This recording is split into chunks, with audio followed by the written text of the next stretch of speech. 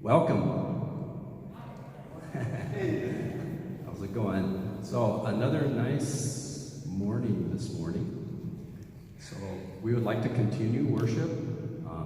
This next song is called Oceans, and it has this lyric in it that says, this talks about the Spirit guiding us. So let's let the Spirit guide us someplace this morning.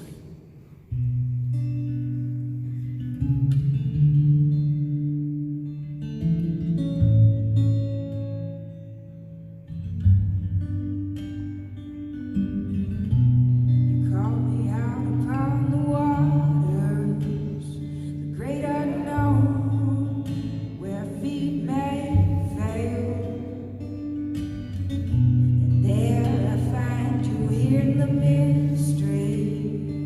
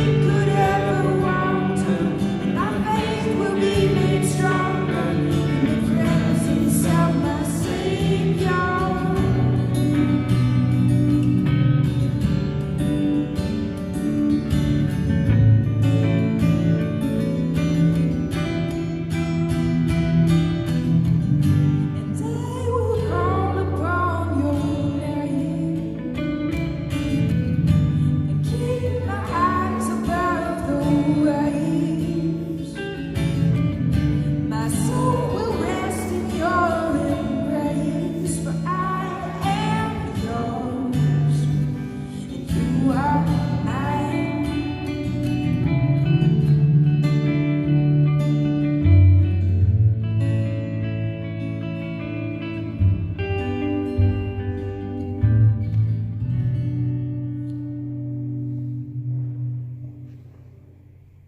I have a scripture reading from the Psalms for you.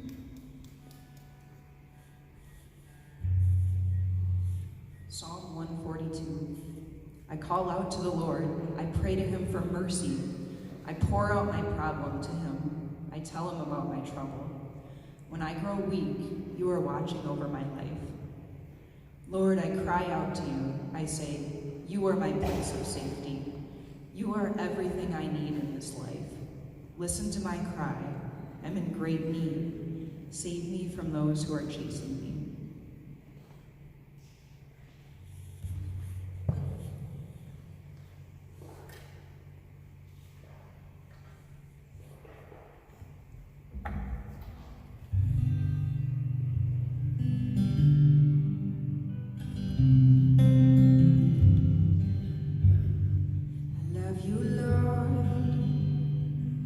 Oh, your mercy never fails me.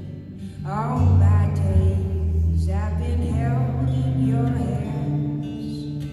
From the moment that I wake up till I lay my head, I will sing of the goodness of God. And all my life you have been faithful. All my life you have been so, so good. With every breath that I am able, I will sing of the goodness of God. I love your voice. You have led me through the fire, darkest night. You are close like no other. I've known you as a father, I've known you as a friend. I have lived in the goodness of God. And all my life you have been faithful. And all my life you have been so, so good. With every breath that I am able, I will sing of the goodness of God. Your goodness is running after, it's running after me. Your goodness is running after, it's running after me. With my life laid down, I'm surrendered now. I give you everything. Your goodness is running after, it's running after me. Your goodness is running after, it's running after me. Your goodness is running after, it's running after me. With my life laid down, I'm surrendered now. I give you everything. Your goodness is running after, it's running after me. And all my life you have been faithful. And all my life you have been so, so good. With every breath that I am able, I will sing of the goodness of God. I will sing of the goodness of God.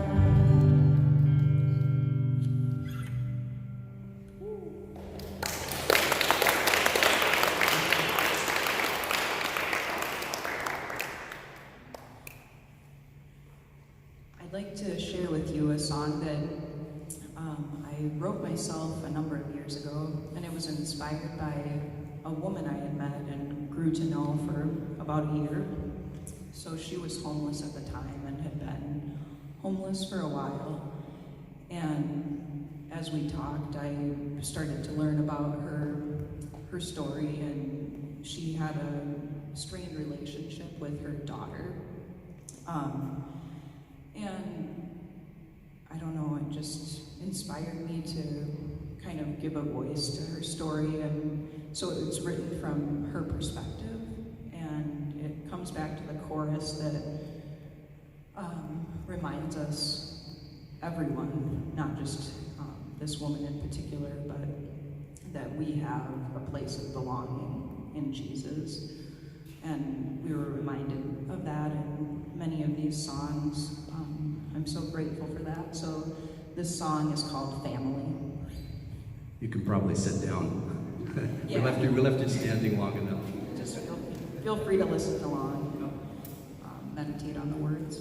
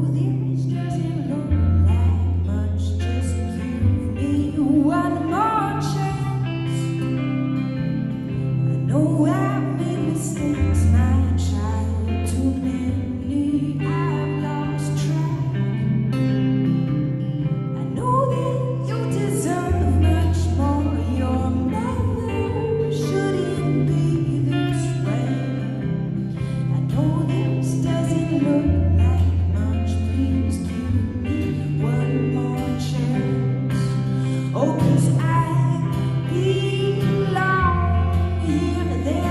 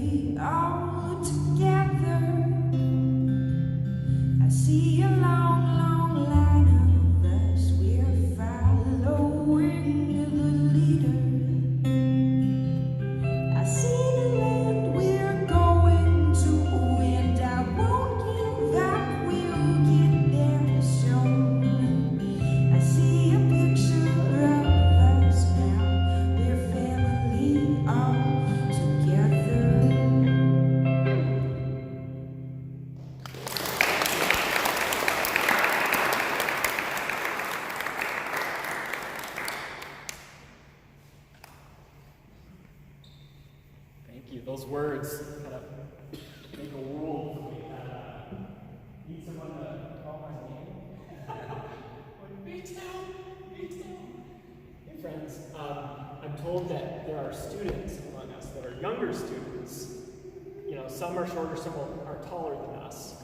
But they are following, it's not a race, but they're following Miss Melinda down the stairs. That direction. Not that slow.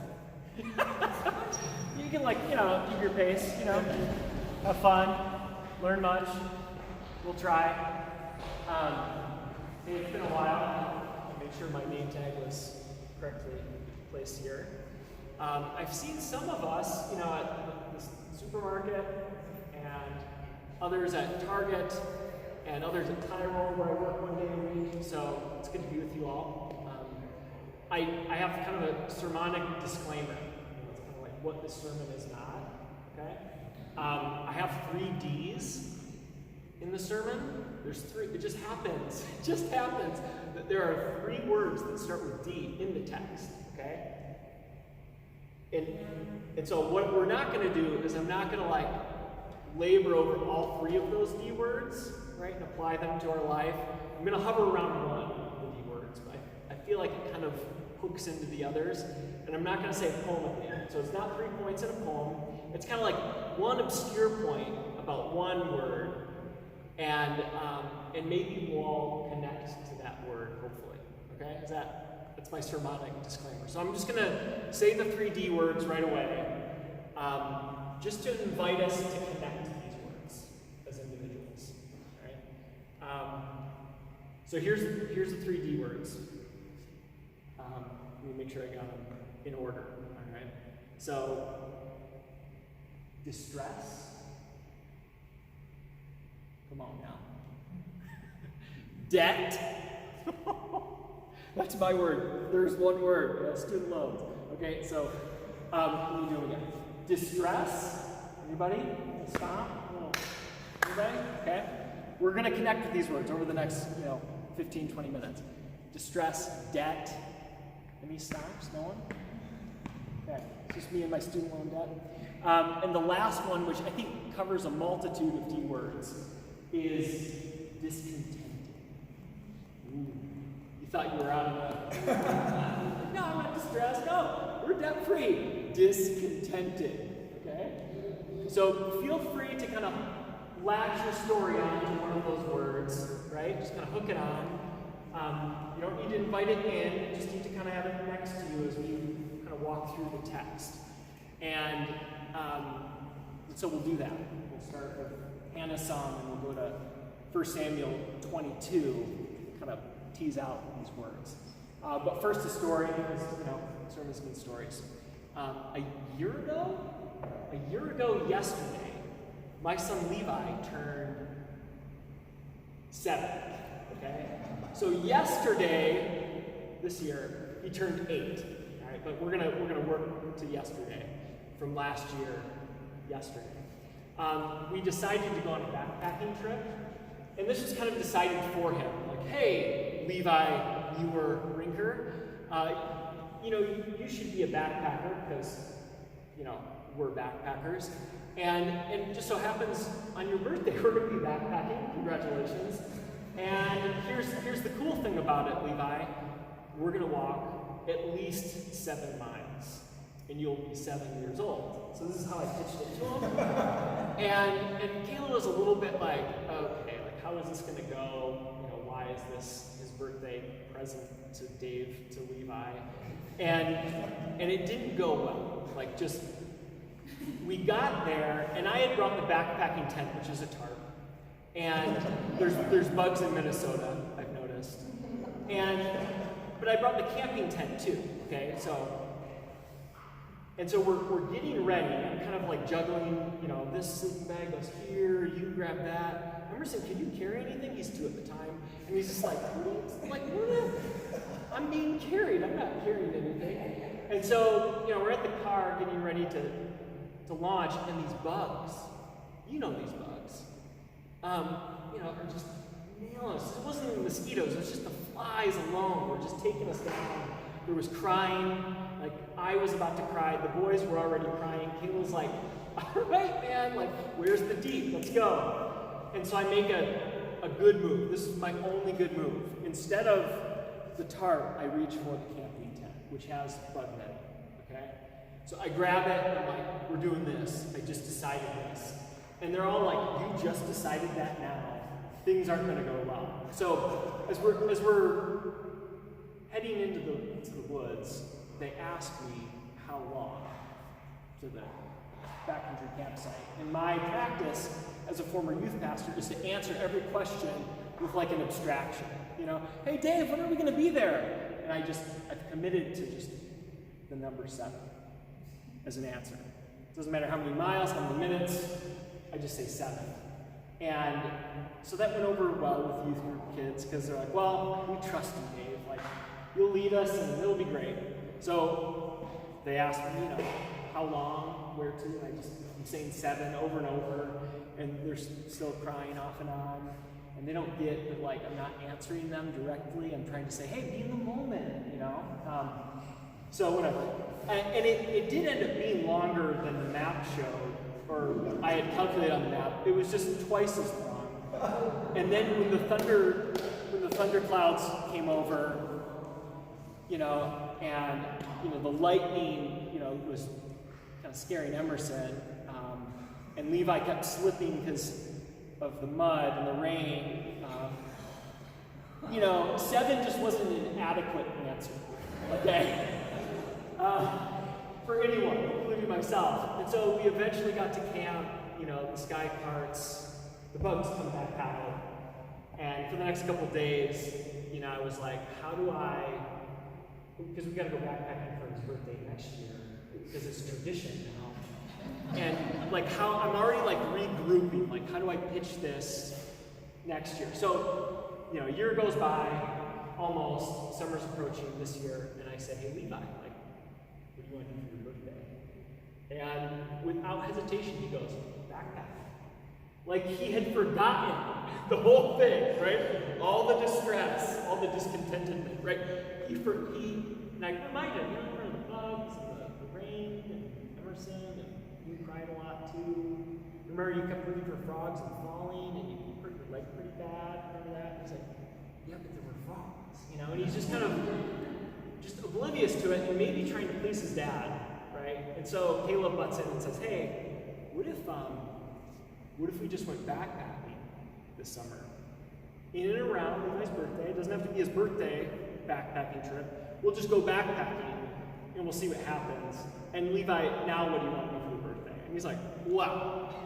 He was like, I want to eat hot dogs with Nana and Grandpa. Can the Whipples come over? Yeah, they can come over. Yeah, they can come over. Can we ride bikes? Yeah, we can ride bikes. So we went to Lanesboro yesterday. Do all those things, right?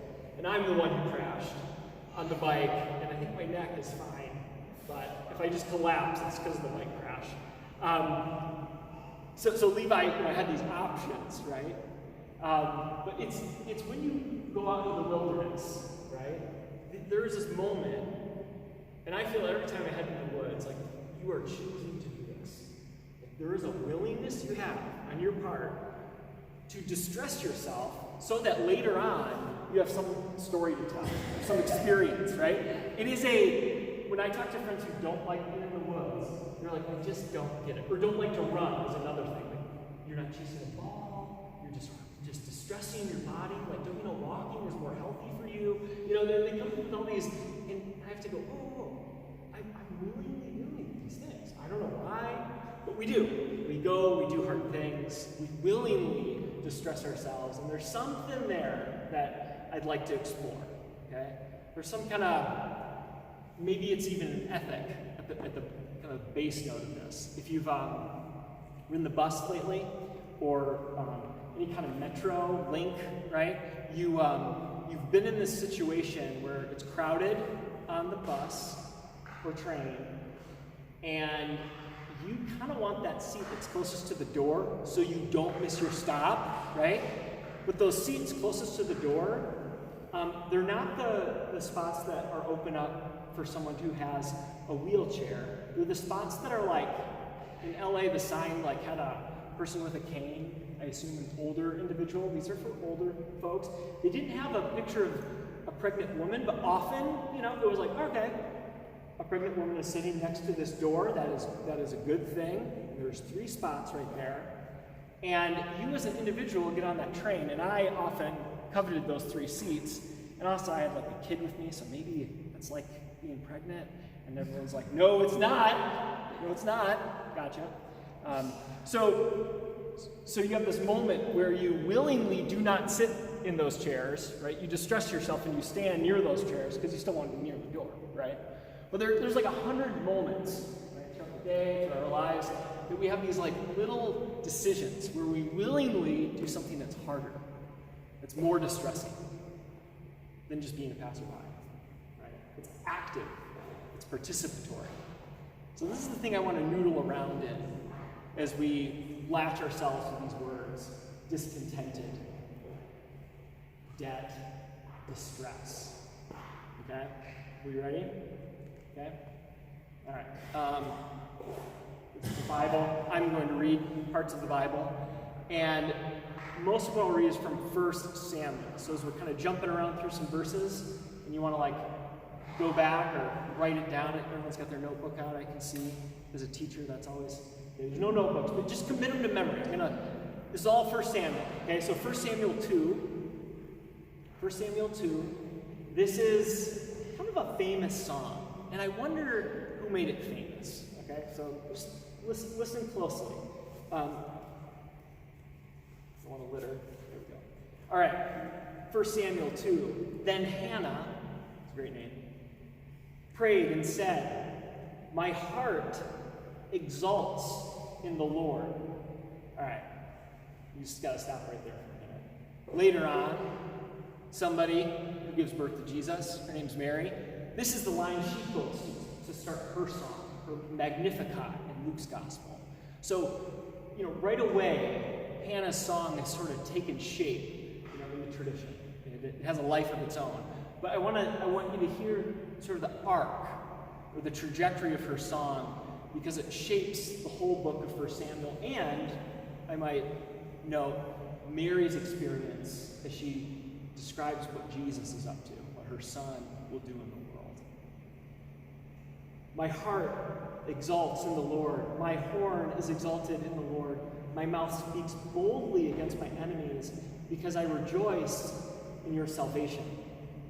There is no one holy like the Lord. Indeed, there is no one besides you, nor is there any rock like our God. And hear this is verse 3. Boast no more so very proudly. It's kind of a wooden translation. Boast no more so very proudly. And this is where she's kind of digging in, like, hey, you struggle with pride? Like, no more. Let it go. She's going to articulate something that goes through the whole song. Do not let arrogance come out of your mouth, for the Lord is a God of knowledge. Jump down to verse 7. The Lord makes poor and rich. He brings low. He also exalts. She's describing a great reversal. That those who perceive themselves at the top, in this case, maybe the arrogant kings of Israel's future, will be brought low. And those at the bottom, the humble, the meek, will be brought up. So there's this downward trajectory that she's describing. Verse 9. But the wicked ones are silenced in darkness, for not by might shall humans prevail. She describes our tendency, our human tendency to kind of take things into our own hands and make it happen, right? Sometimes you got to do it if you're planning a backpacking trip. You just got to make it happen, right? But she says, no. The way God's world works, the way God works with God's people is very much the opposite.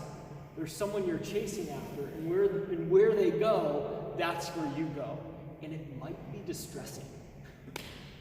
It might be an uncomfortable wilderness. It might be a place you don't want to go. And so God's people are sort of trained to not want disaster, but they're trained to hope from a place of distress. That's their story, essentially. So one of the ways you see this in 1 Samuel, if you kind of read through the thing, is, all right, the arrogant are going to be brought low. Israel goes to war. And they're like, we got this. Battle, we got everything ready, let's do this. We're going to crush everyone. And they lose. And everyone's like, we forgot God. Okay, let's go get God. God's in a box. We're going to take God out there, and then we're going to defeat our enemies. And they take God in a box, and they go out. And the Philistines take the box, and they're like, thanks for the box. We're going to take it over here. And they thought, right, by sheer willpower, they could defeat their enemies. And God's like, that's not the story. That's not how the story goes. That's not your story. And eventually, the Philistines are like, we don't want this box, right? We're getting like tumors, and it's plaguing us, kind of like this God did in Egypt. And so they're like, could you take it back? We're good. And eventually they recover it, and there is this sort of fall that happens. This guy Eli, who's very overweight, falls and breaks his neck. It's the end of him. And then somebody has a baby, and they name it Ichabod, which is a great name. It means glory, essentially, or the glory has left Israel. And so there's this kind of low moment, right, where Israel is arrogant, and then they are brought low. And they start to cry out. I was hoping a kid would cry right now. Just kind of a big little chirp. I heard a chirp. It's like, I'm good. They cry out, and it's literally the word cry. It's not like some religious word. Oh, I cry out to the Lord. It's like wham, right? It's from the gut, and this word is used in 1 Samuel 7, 8, and the people say, "Look, Samuel, cry out to God for us." And God is sort of likened to that God back in Egypt who will deliver God's people from oppression. And so they start crying out. And it sounds like an old story because back in Judges, the book that runs into, minus Ruth, runs into Samuel, they've been crying out all through Judges too. And somebody shows up, kind of like Samuel, and delivers the people. And then they fall into sin, and then it's just the same old story. So they're telling Samuel kind of this same old tune. Cry out for us. And so Samuel does. And Samuel cries out to the Lord, and the Lord's like, man, Samuel, this judges thing just isn't working. The people seem to want a king, which is different than a judge. Moses was more of a judge. People thought of him as a judge, or like a captain. But the people need a king, because look around. Look at all these nations. The thing that makes them function is tight organization and strong leadership, right? Kind of a big man mentality. And so God says, look, Samuel, don't take it personally. It's not about you. I'm taking it personally, though. God says in chapter 8, verse 7 and 8, that they have rejected me as king. Essentially, they're grasping for a king, right? This upward mobility that they're reaching for is a rejection of their God. Or at least that's how God says it. But God's like, look, I can work with people. Been doing it for a long time. Actually, work them into existence. So we can work with this. But this story is going to have a different trajectory. I will make kingship into something different. And it's not going to jive with the way the nations do kingship. It's going to be totally different. It's going to look more like this than just upward and onward. And so they ask for a king. And I love this. Paul, your name wasn't Saul. It wasn't changed, right? There was no point in time where you were Saul and then you became Paul. The Greekification of your word is in the New Testament.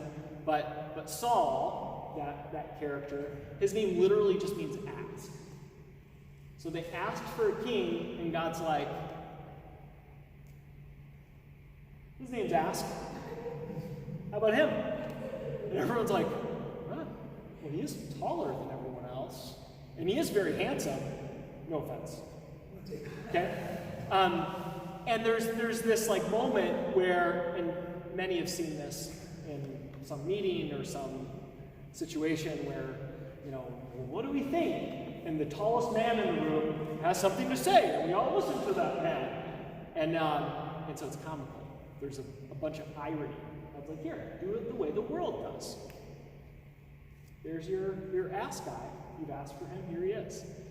And Saul, seems to surprise many. But then David shows up. And David's humble. He's letting everyone know that, like, God can deliver me from the bears and the lions, and that's why this Goliath thing is even a thing, because of God, right? He kind of, as a small shepherd boy, tells a different story. I imagine he's shorter than Saul for some reason. There's nothing in the text that makes me think that, but he's younger, and Saul's really tall. So, but after David kills Goliath, it takes one chapter for David and he. Oh, that's my sermon. For David and he to walk into a town, and for Saul to overhear women singing and dancing. Saul has killed his thousands, but David has killed his 10,000s, which, by the way, if your whole identity is locked to how many people you've killed, like, you already have an issue, right? But Saul takes issue, and Saul doesn't like this David character, but his son is hooked up to him, they're best buds. Jonathan's vying for him. There's all sorts of complex, relationships that are sort of, telling the story now. But David, here's where we're getting to chapter 22. David, as Saul is descending, this seemingly arrogant man ends up, his trajectory is descending, right? Is spiraling out of control. Is killing all of the priests. Usually not a good thing in the Bible. You kill all the priests. He's just out of control. And David, instead of combating or going toe to toe, David is willingly standing over Saul while he sleeps and saying, "I'm not going to touch the Lord's anointed." Which is super cool. But he does this several times, right? He spares Saul. Lets him grow. Hey, just over here, leave me alone. Do your job, right? I'll do mine. I'm trying. But David willingly descends. So much so, as Saul is descending or spiraling, David is withdrawing. Right? And eventually in 1 Samuel 22, David is pretended to be crazy to evade. And then it says, so David, this is verse 1 of chapter 22, David departed from there and escaped to the cave of Adullam. I can't say it any other way, just Adullam. And he escapes to this cave. He withdraws. It's kind of, any Nacho Libre fans? Okay, thank you. Any others? It's a film with, what's his name? Jack Black. Enough said. My kids love this movie, and we eat tacos and watch Nacho Libre, and there's this scene where he says, I'm going to the wilderness, probably to die. And, there's this whole, montage of him in the wilderness, and the camera kind of pans out, and you realize he's, just on the edge of town in the wilderness. And the kids are like, what are you doing over there? And he's just like, shh.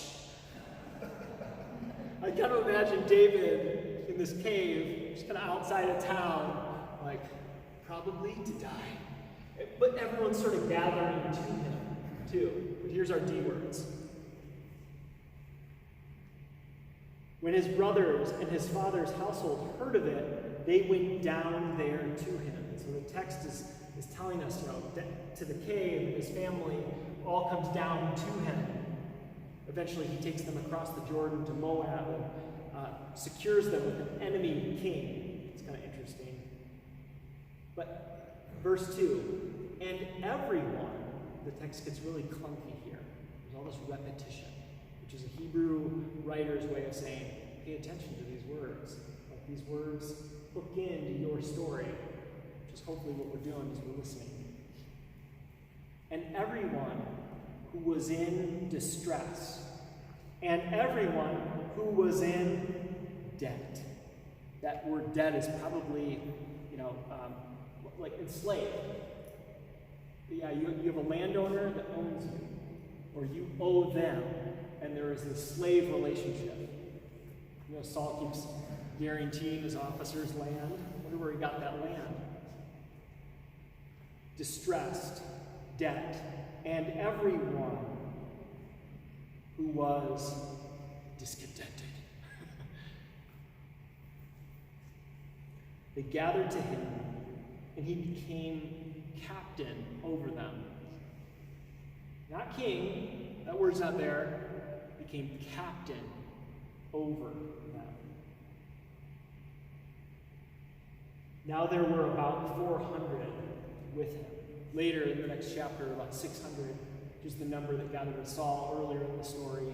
And so David is kind of descending, but there's also like an ascension happening. Slowly but surely, but it's this humble kind of person by person sort of team, ragtag team that's forming in the wilderness. Throughout the tradition, Micah picks this up in Micah 1:15. He says, Israel will be gathered back to the cave of Adullam. Yeah, I can't say it any other way. But he says, Israel, this is a picture of Israel. He's referring to the Samuel story. A picture of Israel, this group that gathers in the wilderness around this shepherd, right? And hears his leadership, hears his instruction, and does or lives in God's way.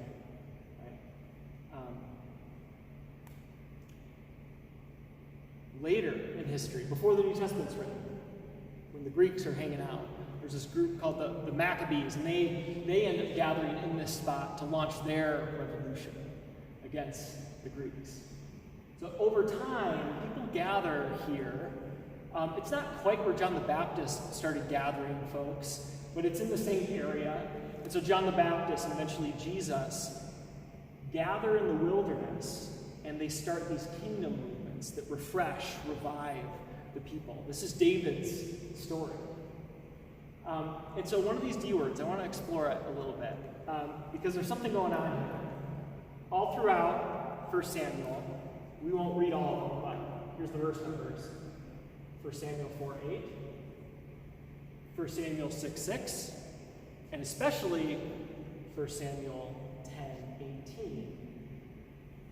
As we read the story, we hear that Israel, right, is in a kind of Egyptian slavery. Now it's the Philippines. What's the enemy? Philistines. There it is.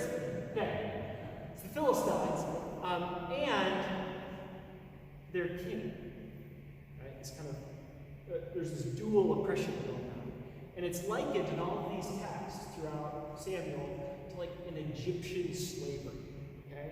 And especially in chapter 10, it talks about Israel's distresses, okay? Now here's the key thing, this word distress. I'm going to say the word Egypt, and then I'm going to say the word distress in Hebrew. Ready? Okay, Egypt is mitsrayim, and distresses is mitsrayim. Mitsrayim, right? Now, if you write them out, just kind of in Hebrew script, or this way, they look exactly the same. Until later on, you get some vowels in the text to help us read it, and you're like, oh, is this Egypt or is this distress? And literally, the rabbinic scribes had to decide, is this word mitsrayim? Is this Egypt? Or are we talking about just general distress? And so when Egypt is used in tandem with distresses, you want to say, oh, this is the old story of slavery. Right? The enslaved are gathering to David, and they are distressed. They're in a new kind of Egypt, but they're in Israel. Right? The best way for me to, etymology is what we're doing here, how you define a word and then how it develops over time. I think of, anyone explain this word? Again, it's a local vernacular. It sounds a little bit like Hebrew, but I don't think it's Hebrew. Ufta? Okay, can anyone define ufta for me? Any Scandinavian? Scandinavian, maybe? Right? Without the vowel pointing, it's pretty clear. Ufta. How would you describe ufta? Okay, I'm going to go section by section. So, how would we describe ufta over here?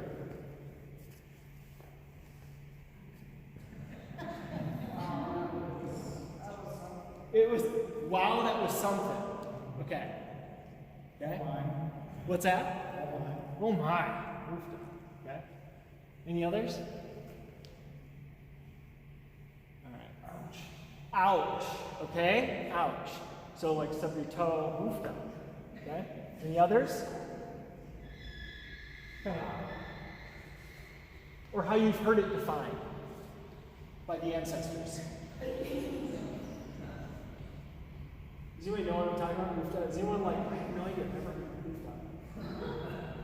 oofda. I just moved to Minnesota. It was 3 years ago. I was in the grocery store, and I'd never heard this word. And I was telling the guy, like, there's the flight, and, kids in the flight, and I drove the U-Haul, and, the van was behind it, and I took a wrong turn and went to Montana instead of Minnesota, but Montana's pretty nice. I drove through at night, and I'm like just rambling as I put the groceries in, and he goes, "Oofda." And I didn't know what to do. It was just one word. Oofda. Okay, so we got some definition here. Okay, come on, you got it. That's a lot of word. A lot of word. Any others? I need some folklore. Like, where did it come from? Where did it mean? There. Okay, you good? No more thick description? Kayla's grandma defined it for me. Let me just read it here. She's up near Fargo, so she's got a really good oofda. It's a oofda, abundantly disagreeable. Yes. All right, Marlene. Abundantly disagreeable. Emerson, she gave me a oofda mug a couple weeks ago. Emerson stretches with me at night while Levi reads with Mom, and then it's his turn to read with Mom, and I'm not a good reader, and I skip pages, so they always like, Dad, Mom's got this, okay? But we stretch, and Emerson's laying on my tummy, or on a ball, or stretching, and he said, Dad, do you know what oofda is? And I said, I do. He goes, so do I. I said, what do you think it is? And he said, it's when you have to wipe somebody else's butt. And so I don't know if he had heard me say it, maybe he had heard me use it in context, helping him in the bathroom. But I was like, it could be that, abundantly disagreeable. That checks out. I don't know if oofda is the best translation of mitsrayim or mitsrayim, but it seems to work, There is this kind of, you have to picture Hebrew slaves in Egypt, brick after brick after brick, and they're grunting, and what do you say? You gotta keep it clean. On the assembly line, bricks in ancient Egypt, and you're a slave. And so what do you say? You don't have oofda yet, right? So you say, meats, mitzrayim. And eventually, when the Hebrew language starts to get developed, what's Hebrew for Egypt? Mitzrayim. Read between the lines is kind of what they're saying. And so they gather to David. Right? The story sort of repeats. This happens later. Any Lamentations fans? In our family, we just love Lamentations. And it is the book of books. in the Hebrew Bible, it's next to Song of Songs. The Song of Songs is the book of books. And it has a very privileged position in the Old Testament. If you think about the Old Testament the way Jesus thought about the Old Testament, kind of broken into 3 sections. You have Moses, all of his books, those first 5. And you have this middle section, the prophets, it's huge. It's double the size of the Torah, almost exactly. At the end of the Hebrew Bible, the way Jews still kind of chop up their Bible, at the end of the Hebrew Bible is the writings. Okay? And all of these kind of center around David. There's Moses in the beginning, there's all this prophetic stuff, all the histories. But the Hebrew Bible ends with a Davidic note. What if there was a king? It was kind of like David, only better. And what if that king actually delivered, like, ultimately? So Lamentations is stuck dead center in the middle of David's collection, the writings. He's got the Psalms, and the way they think about this is that Lamentations is sort of the reflection after the city of David is destroyed. So it's how it fits into this picture, this collection of writings around David. And Lamentation starts out, and it paints this picture of exile. Right? This is a new phase in the people's story. They are in exile. That kingship thing, especially after Solomon, just was a there's Josiah, but there's this downward trajectory into exile. And Lamentations goes,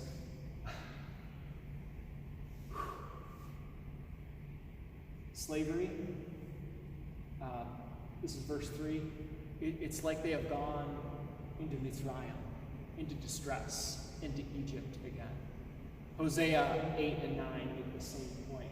They've gone back to Egypt. So it's on this note that when Jesus shows up as the Son of David, right, identifying with those people that are in distress, that have no choices, that are in debt, that are generally discontented with the way things are, when Jesus identifies with that group on the edge of the Jordan and comes into Jerusalem as the Son of David, the story is very familiar.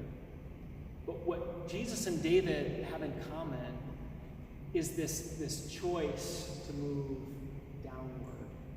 Not to exalt yourself, but the God of the universe chooses the cross. Chooses a downward trajectory and then says, are you following me? Because you willingly take up your own cross. That's the story. And thankfully, it doesn't end there. There is resurrection. There is hope in Jesus. It ends different than David's story, right? It sort of sounds like every other king. But this downward choice, this choice to pick up your cross, what does it look like for you? Maybe whatever word you've hooked yourself into in this time, maybe it's stress, as we've punched away at it. Maybe you feel distressed, maybe you are distressed. I know, I thought I was anxious, and then COVID hit, and then I found myself needing help with anxiety. I felt distressed. Maybe you're in debt, and maybe it's not just money, but you feel like you owe people things. Maybe you're pleasing people. That's the kind of debt that you carry around instead of trusting that God's enough. God loves you, and that's it. What word have you kind of hung around where you feel deep in your bones? Discontented might be a little too easy. I've been told that I'm the most content, or was it content person my friend Aaron knows. I'm just kind of wiggly, you know? Maybe that's your word that you want to hitch into. But what I'd like to do in the next few minutes, as we sort of draw down to a close, is open up a space for prayer. And I don't know how this is going to quite work, but I know I will begin and I will end the prayer. And I want to just let these words linger. And maybe you know someone, their story is distressed, and you want to lift them up. Maybe it's you, maybe it's a family member. And so I'll put the words out there and let you apply them in prayer. And we'll take a few minutes to do that. And so let the silence linger. I'm going to let the silence linger, I promise. Give some space around these words. And if you feel connected to these words, it might be just 2 words that you need to say. You know, God help me. 3 words. Say it with us. Let's pray.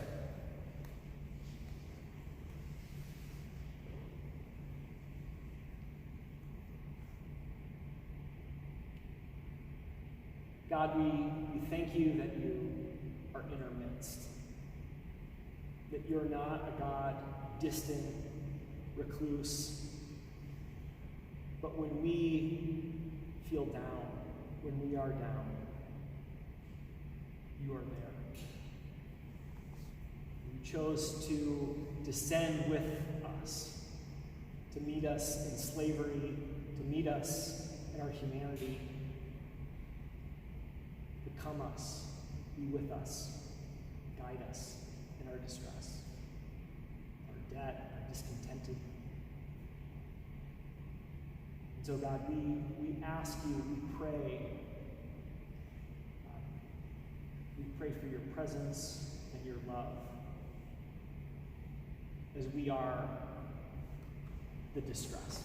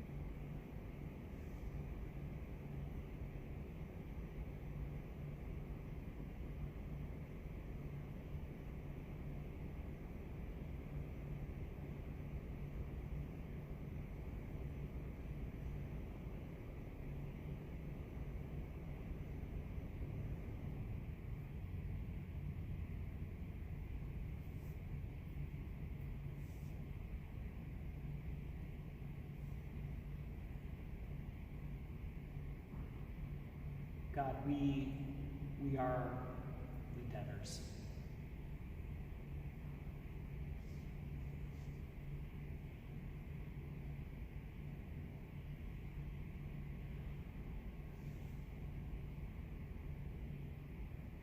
Lord, I pray over every Christian brother and sister who's distressed by anxiety, by fear of the future, by fear of sickness, fear of loss. Lord, I thank you that our hope is found in you, and that you have a bright future in store for your church, your bride. I pray that people, every single brother and sister, would just feel courage today, hope, all the fruit of the Spirit, joy and peace.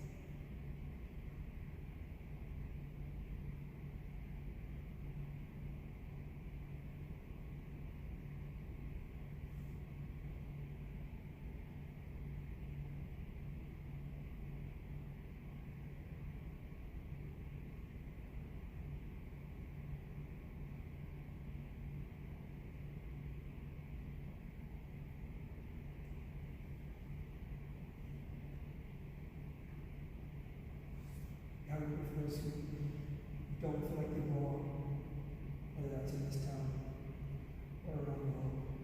That they might find you and know that they are accepted wherever they are at. May they find your church ready to accept them, your people, accepting them like you accept them. May they find our home.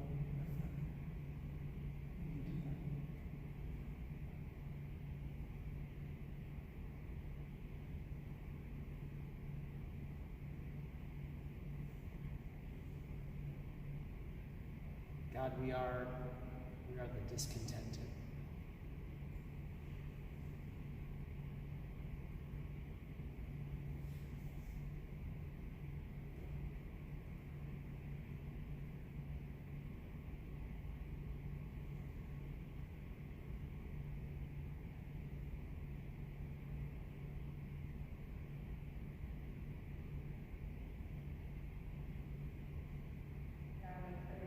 When I feel discontent, that it would move me towards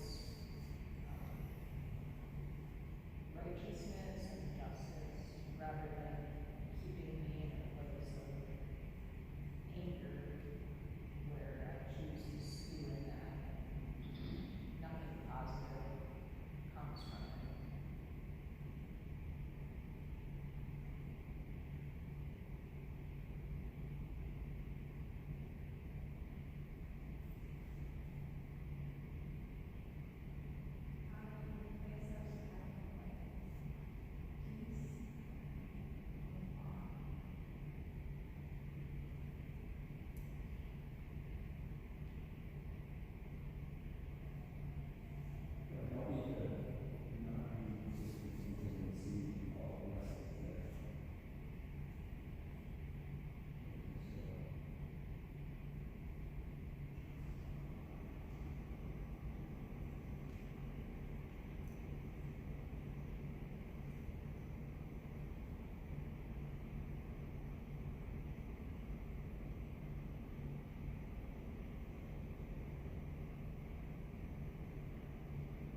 And God, we place our trust in you. We see you leading us, shepherding us. We see that your kingdom is better than the ones we build. Help us to enter that kingdom, to be enlivened by your Spirit here and now. God, give us courage to step into those distressing moments, those hard-felt moments that we have to go through to be whole people. Put us back together. Wake us up as we hope in your resurrection, the bright future of your kingdom. God, we trust you. Be with us now as we continue looking to you. It's in your name we pray these things.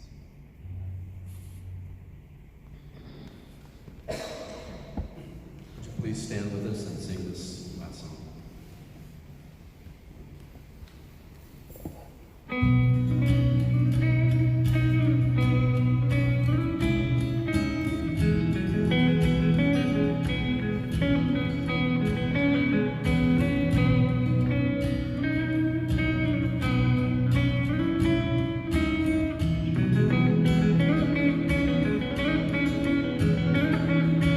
Counting on the clouds,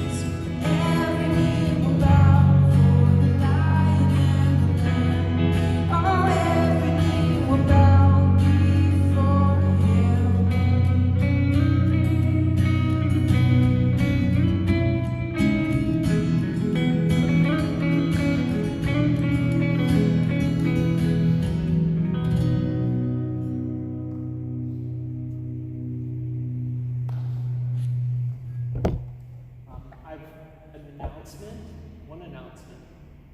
If you received emails, you already know, but Chester Woods didn't happen this Wednesday, right? Wednesday?